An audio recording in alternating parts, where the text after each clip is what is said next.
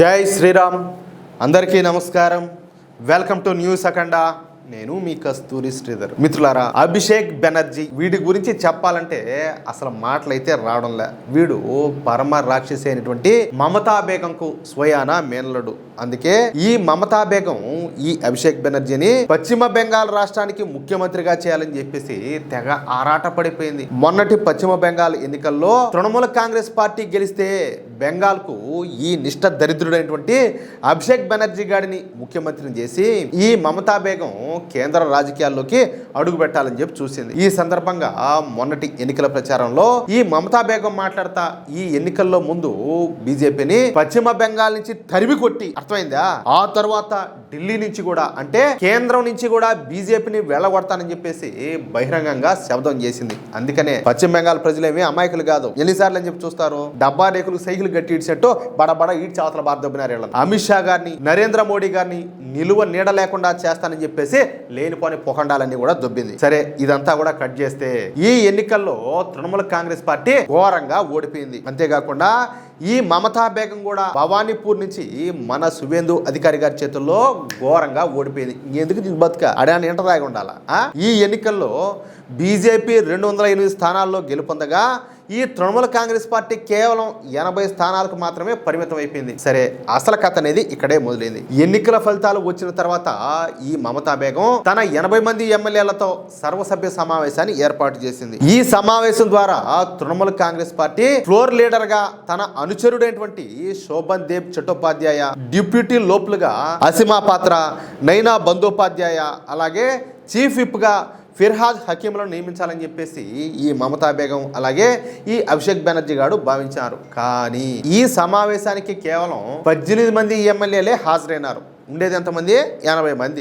ఇక్కడ హాజరైంది ఎంతమంది? 18 మంది. మిగతా వాళ్ళంతా కూడా దొబ్బినవలేపో అని చెప్పేసి హ్యాండ్ ఇచ్చారు. దీంతో ఇక అభిషేక్ బెనర్జీ గారు పట్టణలివి గాల ఎగిరిగిరి పడినాడు. దీంతో ఇక ఈ అభిషేక్ బెనర్జీ గారు ఒక పెద్ద ప్లాన్ వేసాడు. అదేందయ్యా అంటే వాళ్ళ సంతకాలను ఫోర్జరీ చేయడం. చూడండి ఎలాంటి ముండాగుడుకులో వీళ్ళు, ఎంత ఫాల్తు ముండాగుడుకులో. ఈ సమావేశానికి రానటువంటి 62 మంది ఎమ్మెల్యేల సంతకాలను నకిలీగా సృష్టించాడు. ఫ్లోర్ లీడర్ల నియామకానికి మొత్తం 70 మంది ఎమ్మెల్యేలు సంతకాలు చేసినట్లు ఒక దొంగ పత్రాన్ని రెడీ చేసి దాన్ని అసెంబ్లీ స్పీకర్కు సమర్పించాడు. మిగతా వాళ్ళంతా కూడా ఏం పిచ్చోళ్ళు, వాళ్ళ సంతకాన్ని ఫోర్జరీ చేస్తే వాళ్ళు ఎందుకు ఒప్పుకుంటారు? మే 6వ తేదీన జరిగినటువంటి all India Trinamool Congress legislative party సమావేశంలో వీళ్ళంతా కూడా పాల్గొని సంతకాలు చేశారని నమ్మించే ప్రయత్నం అయితే చేశాడు. అయితే టీఎంసీ తిరుగుబాటు ఎమ్మెల్యేలైనటువంటి రితా ప్రతాప్ బెనర్జీ అలాగే సందీపన్ సాహా అసెంబ్లీ స్పీకర్ కు డైరెక్ట్ గా కంప్లైంట్ చేశారు. మే 6వ తేదీన అసలు ఎలాంటి సమావేశం అనేది జరగలేదని, తమ సంతకాలను దారుణంగా ఫోర్జరీ చేశారని చెప్పేసి ఆరోపణలు అయితే చేశారు. అంతేకాకుండా దాదాపు 14 మంది ఎమ్మెల్యేల సంతకాలు సాధారణ శైలిలో కాకుండా క్యాపిటల్ లెటర్స్ లో ఉన్నాయని, అవి పక్కా నకిలీవి అని చెప్పేసి తేలిపోయింది. దీంతో అసెంబ్లీ ప్రిన్సిపల్ సెక్రటరీ ఫిర్యాదు మేరకు హెయిర్ స్ట్రీట్ పోలీస్ స్టేషన్లో ఈ అభిషేక్ బెనర్జీ మీద చీటింగ్, ఫోర్జరీ అలాగే క్రిమినల్ కాన్స్పిరెన్సీ సెక్షన్ల కింద నాన్ బెయిలబుల్ కేసు అయితే నమోదైంది. ఆ తర్వాత ఈ దర్యాప్తును ప్రభుత్వం వెంటనే లేట్ ఏం లే సిఐడికి బదిలీ చేశారు. బెంగాల్ సిఐడి పోలీసులు రంగంలోకి దిగి ఈ అభిషేక్ బెనర్జీ గాడికి సమన్లు కూడా జారీ చేశారు. అయితే తనను ఎక్కడ అరెస్ట్ చేస్తారో అని చెప్పేసి భయపడిపోయినటువంటి ఈ పిరికి వెధవ వెంటనే ఢిల్లీకి పారిపోయినాడు. సిఐడి వాళ్ళు 2 సార్లు సమన్లు జారీ చేసినా కూడా రాకపోవడంతో పోలీసులు ఈ విషయాన్ని కలకత్తా హైకోర్టు దృష్టికి అయితే తీసుకుపోయినారు. హైకోర్టు దీన్ని సీరియస్ గా తీసుకుని వెంటనే సిఐడి ముందు హాజరు కావాలని చెప్పేసి గట్టిగా ఆదేశాలు అయితే జారీ చేసింది. కోర్టు ఆదేశాలతో తప్పనిసరి పరిస్థితుల్లో అభిషేక్ బెనర్జీ మొదటిసారి సిఐడి అధికారుల ముందుకైతే వచ్చినాడు. ఆ తీర్మాన పత్రం పైన అభిషేక్ సంతకం కూడా ఉండటంతో అధికారులు అతన్ని ప్రశ్నలతో ఊపిరాడకుండా చేశారు. సరే, మే 6వ తేదీన అసలు సమావేశం జరిగిందా లేదా, స్పీకర్ కు సమర్పించినటువంటి ఆ దొంగ తీర్మాన పత్రాన్ని ఎవరు ఎక్కడ తయారు చేశారు, 70 మంది ఎమ్మెల్యేల సంతకాలను ఒకే చోట తీసుకున్నారా లేక విడివిడిగా ఫోర్జరీ చేశారా, 14 మంది ఎమ్మెల్యేల సంతకాలు క్యాపిటల్ లెటర్స్ లో ఎందుకు ఉన్నాయి, సంతకాలు సేకరించినటువంటి అసలు రిజల్యూషన్ రిజిస్టర్ బుక్ ప్రస్తుతం ఎక్కడ దాచిపెట్టినారు, ఇలాంటి పదునైనటువంటి ప్రశ్నలు వేసేసరికి ఈ అభిషేక్ బెనర్జీ గారు అయోమయంలో పడిపోయి పొంతం లేనటువంటి సమాధానాలన్నీ కూడా చెప్పినాడు. ఏది కళ్ళు దాగిన కోతి కదా బిహేవ్ చేసినట్టు చేశాడు. కొన్ని ప్రశ్నలను నేరుగా సమాధానం చెప్పకుండా దాటేశాడు. ఎందుకంటే వాడి దగ్గర సమాధానం ఉంటే కదా చెప్పేదానికి. దాంతో సిఐడి అధికారులు అసలు రిజల్యూషన్ బుక్ ను రికవరీ చేయడం పైన దృష్టి పెట్టి జూన్ 14వ తేదీన 2వ రౌండ్ విచారణకు రావాలని చెప్పేసి సమన్లు జారీ చేశారు. ఇక్కడి నుంచి కథ అనేది మరింతగా స్పీడప్ అయింది. సిఐడి జారీ చేసినటువంటి సమన్ల ప్రకారమే జూన్ 14వ తేదీన ఈ అభిషేక్ బెనర్జీ గారు కలకత్తాలోని సిఐడి ప్రధాన కార్యాలయం భవానీ భవన్ కి అయితే చేరుకున్నాడు. ఈ 2వ రౌండ్ విచారణలో అధికారులు అసలు ఏ మాత్రం కూడా తగల. చెప్పాలంటే అంతకు మించి ఏకంగా 8 గంటలకు పైగా సుదీర్ఘంగా నిశితంగా ప్రశ్నల వర్షం అయితే కురిపించారు. డిజిటల్ ఆధారాలను ముందు పెట్టి గుచ్చి అడిగినారు. ఇందులో భాగంగానే ఇదే కేసుతో సంబంధం ఉన్నటువంటి తృణమూల్ కాంగ్రెస్ ప్రతినిధి బిలియాఘాటా ఎమ్మెల్యే కునాల్ ఘోష్ను కూడా అదే రోజు భవానీ భవన్ కు పిలిపించి దాదాపు 4 గంటల పాటు విడిగా విచారించినారు. ఇద్దరి స్టేట్మెంట్లను సరిపోల్చుకుంటూ సిఐడి అధికారులు పక్కా స్కెచ్ అయితే సిద్ధం చేశారు.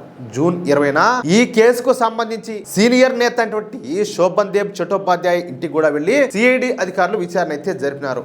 మరోవైపు ఈ గండం నుంచి ఎలాగైనా సరే గట్టెక్కాలని ఈ అభిషేక్ బెనర్జీ కోర్టును ఆశ్రయించగా కలకత్తా హైకోర్టు అతనికి మరొక 3 వారాల పాటు ఎలాంటి కఠినమైన చర్యలు అంటే అరెస్ట్ వంటివి తీసుకోకూడదని చెప్పేసి సిఐడిని ఆదేశిస్తూ ఒక తాత్కాలిక ఉపశమనాన్ని అంటే ఇంటరిమ్ ప్రొటెక్షన్ అయితే ఇచ్చింది. అయితే విచారణకు మాత్రం పూర్తిగా సహకరించాల్సిందేనని చెప్పేసి కోర్టు గట్టిగా తేల్చెప్పింది. అరెస్టులు అయితే చేయొద్దు, కానీ నువ్వు మాత్రం విచారణకైతే సహకరించాలని చెప్పేసి తేల్చైతే చెప్పేశారు.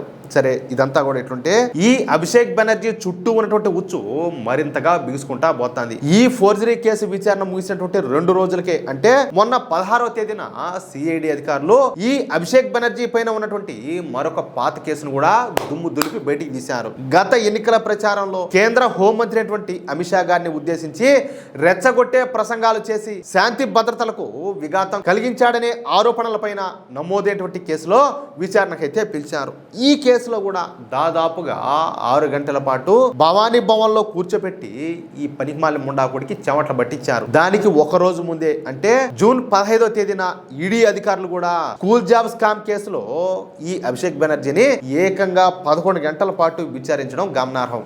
అంటే పిండుతారంటే ఊరికైతే కాదు. మొత్తానికి చూస్తే ఒకవైపు ఫోర్జరీ కేసులో దొంగ సంతకాల అసలు రిజల్యూషన్ బుక్ ను రికవరీ చేయడానికి సిఐడి బృందాలు వేటనైతే కొనసాగిస్తా ఉంటే, మరోవైపు వేర్వేరు కేసులతో ఈ అభిషేక్ బెనర్జీని కోలుకోలేని దెబ్బ అయితే తీస్తున్నారు. కోర్టు ఇచ్చినటువంటి 3 వారాల గడువు ముగిసిన తర్వాత ఈ ఫోర్జరీ కేసులో కనీసం 5 సంవత్సరాల జైలు శిక్ష పడడం దాదాపు ఖాయంగా కనపడుతుంది. ఎవరికి?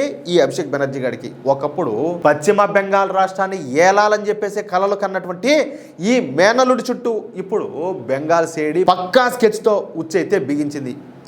ఇక్కడి నుంచి తప్పించుకోవడం ఈ దరిద్రుడికి దాదాపుగా అసాధ్యమనే చెప్పాలా. అది విషయం అయితే మొత్తానికి పడింది కదా, బాగానే అట్లుంటది. మిత్రులారా, ఈ వీడియో కనుక మీకు నచ్చినట్లయితే వెంటనే ఈ న్యూస్ లైక్ చేసి ఖచ్చితంగా మీ మిత్రులకు మీరు ఉన్నటువంటి వాట్సాప్ గ్రూపుల్లోనూ తప్పనిసరిగా షేర్ చేయండి. అలాగే ఈ వీడియో పైన మీ యొక్క అమూల్యమైనటువంటి అభిప్రాయాలను కామెంట్ రూపంలో తెలియజేయండి. ఇంకో విషయం ఏంటంటే, ఇంతవరకు మీరు గనుక మన ఛానల్ను సబ్స్క్రైబ్ చేసుకున్నట్లయితే ప్రతి ఒక్కరూ కూడా మన ఛానల్ను సబ్స్క్రైబ్ చేసుకోండి, సపోర్ట్ చేయండి ప్లీజ్. జై శ్రీరామ్, జై హింద్, భారత్ మాతాకి జై.